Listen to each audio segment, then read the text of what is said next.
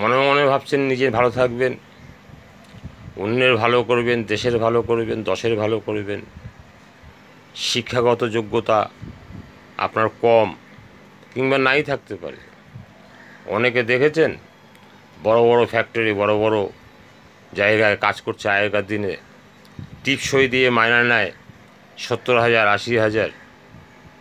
শিক্ষাগত যোগ্যতা কিছুই নাই, টিপসই। তাদের কাছে এসে MBA পড়া ছেলেরা, ইঞ্জিনিয়ারিং ছেলেরা তারা শিখছে। এগুলো হলো অভিজ্ঞতার ফল।